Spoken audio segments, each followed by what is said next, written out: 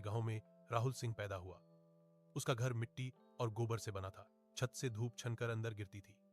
पिता की मौत वह बचपन में ही देख चुका था। एक निर्माण स्थल पर हादसा और उसके बाद सिर्फ चुप्पी। घर में अब सिर्फ वह और उसकी मां सविता थे। सविता दूसरों के घरों में कपड़े धोती थी। सुबह से शाम तक नदी के किनारे बैठकर साबुन और पत्थर से उसकी उंगलियों की खाल हमेशा फटी रहती थी। फिर एक साल बारिश के बाद वह बीमार पड़ गई। सांस तेज हो गई, सीने में दर्द रहने लगा। गांव के वैद्य ने बस इतना कहा, शहर ले जाओ, दवा महंगी है लेकिन जान बच सकती है। घर में पैसे नहीं थे, एक भी नहीं।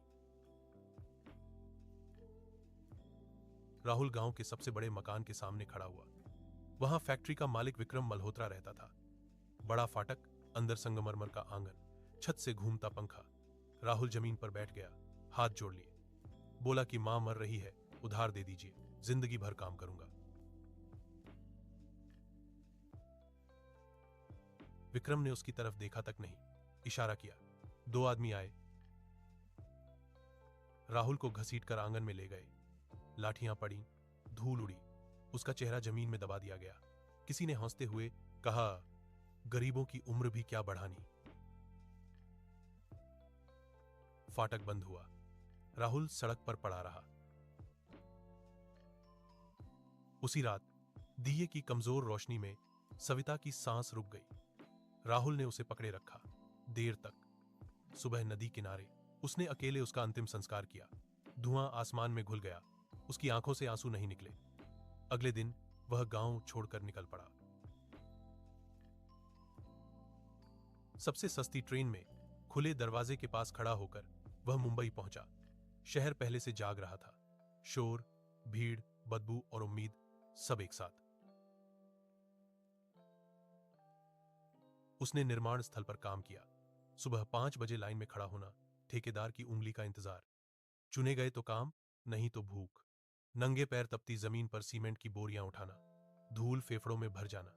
किसी के गिरने पर काम नहीं रुकता था। फिर ढाबे में बर्तन धोए, घंटों खड़ा रहना, गंदा पानी, जलते हाथ, मालिक की डांट।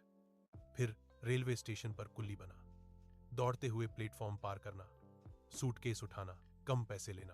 पुलिस आई तो भागना, रात को फुटपाथ पर सोना, बारिश में भीगना, सूखी रोटी को धीरे धीरे चबाना। साल बीतते गए, उसकी पीठ झुक गई, हथेलियां पत्थर जैसी हो गईं। वह कम बोलता था, सिर झुकाकर चलता था। एक दिन फैक्ट्री की मशीन टूट गई, गियर नियंत्रण से बाहर, बुजुर्ग लगभग घायल, जान को खतरा। उड़ती चिंगारियां, सब भागे। राहुल बिजली के स्विच की तरफ दौड़ा, मशीन बंद की। एक बुजुर्ग की जान बची। वह आदमी था आनंद मेहता, असल मालिक। आनंद ने उससे नाम पूछा। पहली बार किसी ने उसे ध्यान से देखा।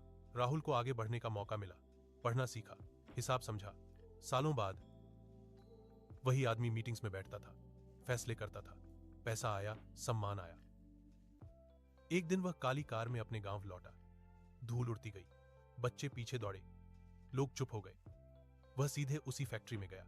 विक्रम मल्होत्रा के सामने कॉन्ट्रैक्ट रखा गया। नाम पढ़ते ही उसके हाथ कांप गए। राहुल सिंह। फैक्ट्री बिक चुकी थी। नई व्यवस्था आई। मजदूरों को सही मजदूरी, इलाज, इज्जत मिली। लोग राहुल का नाम लेने लगे। शाम को वह गांव के बाहर खड़ा हुआ। सूरज डूब रहा था।